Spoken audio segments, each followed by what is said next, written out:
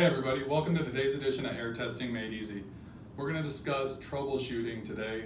Specifically, we're going to talk about troubleshooting pressure issues with the Champion NTRI original test kit. Pressure is controlled by critical orifice plates ranging from small of 0.078 to 0.300 on the large side. The larger the orifice plate, the more air is allowed to flow through the unit and the less pressure is indicated on our gauge. So to decrease pressure, you will always increase orifice plate size. The same is true in the reverse. To change out the orifice plates, in the original equipment, you'll separate the muffler from the housing. The orifice plate will be located in the half near the muffler and can be removed and swapped for the appropriate size, ensuring that the numbers that indicate size can be read.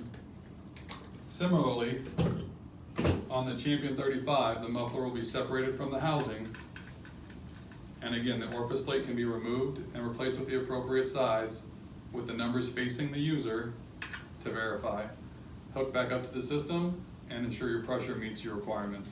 If you have any additional questions about pressure issues, please call us at 512-263-0498 and ask for technical support.